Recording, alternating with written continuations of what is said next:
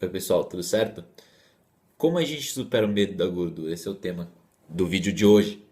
Porque realmente a lipidofobia é um problema muito grande na sociedade moderna. Gordura tem sido consumida tradicionalmente por culturas e populações diferentes ao redor do globo por séculos, por milênios. Aliás, sempre fez parte da dieta humana ao longo da sua história, ao longo da sua evolução como espécie. Infelizmente, por algumas razões, por questões políticas, por questões ocultas, fatores multifatoriais, estamos nessa situação atual de medo à gordura. Então o que acontece? Isso começou nos Estados Unidos, com um processo de industrialização, porque desafiar a sabedoria convencional de que a gordura faz mal é uma coisa recente. Antigamente, há 40, 50 anos atrás, a gordura era simplesmente vista como uma parte integral de uma dieta saudável, certo? Diversos tipos de gordura, as gorduras consumidas tradicionalmente, correto? Então, foi um problema na década de 70 que as pessoas começaram na década de 60, aliás, estudos foram feitos com a dieta low fat, baixa em gordura, por Ansel Keys, um pesquisador que se tornou muito famoso na época. E com base nos estudos dele, né, são três principais estudos que a gente costuma falar bastante aqui no blog, no podcast, mas não vou entrar em detalhes hoje. Mas enfim, esses estudos, eles demonstraram, com base na conclusão dos pesquisadores, porque de fato os estudos não demonstraram nada, não comprovaram nada, que a gordura, principalmente a gordura saturada, está por trás do desenvolvimento das doenças cardíacas. A propósito, foi feito esses estudos na década de eles foram feitos na década de 50 porque estava tendo um aumento exponencial nos índices de doenças cardiovasculares e câncer, que até então não eram vistas. Era uma novidade. Doença cardíaca não era das doenças que matavam mais, como é hoje em dia, um terço da população. Tá certo? Então, eles viram que a coisa está ficando feia, então a gente precisa, como medida de saúde pública, a gente precisa criar diretrizes nutricionais que abordem essas questões para a melhor saúde da população como um todo. Só que o problema foi esse: na pressa, no desespero, eles utilizaram dados preliminares de estudos epidemiológicos, que estudos epidemiológicos não representam o maior grau de evidência científica, tá certo?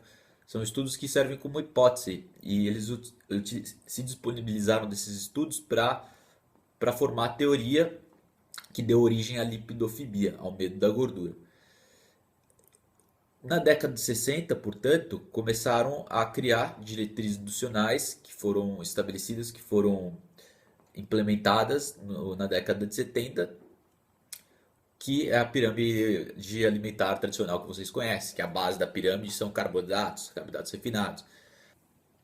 São carboidratos refinados e todas essas coisas. Então, os críticos enfrentaram muito empecilhos, né? Eles tinham problemas para obter artigos científicos publicados, bolsa de estudos, foram expulsos aí dos painéis especialistas. Então, por uma geração ou mais, investigações sobre as doenças do coração foram influenciadas por política.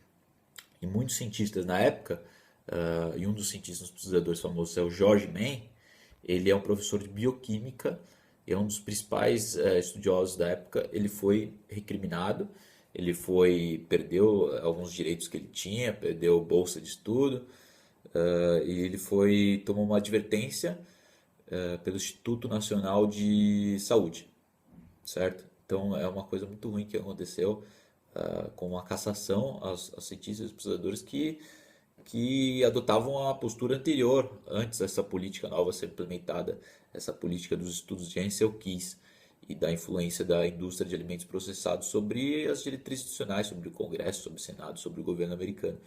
Então, muito triste essa transição que ocorreu e essa caça aos cientistas de verdade, as pessoas que buscavam a verdade independente do que estava acontecendo por trás dos bastidores.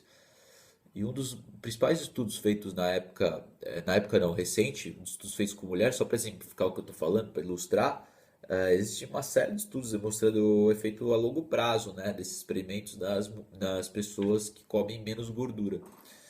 Isso é um efeito em geral ou nulo ou prejudicial. No caso, estudo feito com 50 mil mulheres, é a iniciativa da saúde da mulher. Estudo que eu publiquei recentemente no meu blog. Após anos de estudo, essas 50 mil mulheres não houve diferença nenhuma em termos de peso e pouca melhora, se não nenhuma melhora dos marcadores de saúde relacionados a doenças cardíacas e a maior propensão ao câncer. Isso os indivíduos seguiram uma dieta com baixo teor de gordura, simplesmente porque não há aderência, porque há fome e caloria por caloria, os benefícios em termos de inflamação, os benefícios anti-inflamatórios são maiores numa dieta alta em gordura, e a gordura é um macronutriente essencial para as funções das membranas celulares, dos mitocôndrias, de funções dos neurônios, cognitivas, uma série de utilidades para o corpo que o corpo simplesmente não vive não, a longo prazo, privado desse micronutriente, não vive numa situação boa, uma situação saúde saudável e a longo prazo não funciona. O governo sueco é outro exemplo. Eles avaliaram 1.600, 16 mil, de 16 mil estudos. Ele revisou toda a literatura de dieta baixa em gordura e determinou que a dieta de baixo teor de gordura, recomendada universalmente para os Estados Unidos, a partir dos Estados Unidos tudo começou lá, é muito ineficaz como uma ferramenta de perda de peso. Eles constataram uma melhora global em marcadores de saúde, uma série de ensaios clínicos com a low carb, nas meta-análises, né? No conjunto de muitos estudos e experimentos clínicos.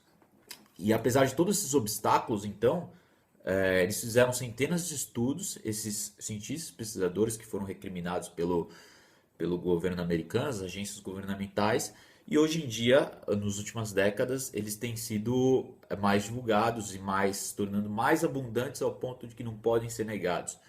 E agora, na mídia internacional, e um pouco atrasado no Brasil, mas chegando também, a ideia da dieta low carb, a sua divulgação e todos os seus benefícios, e não só o benefício da dieta low carb, mas o benefício de uma dieta rica em gordura em si, mesmo que não seja tão reduzida em carboidrato, porque como eu havia dito, a gordura é um macronutriente muito importante.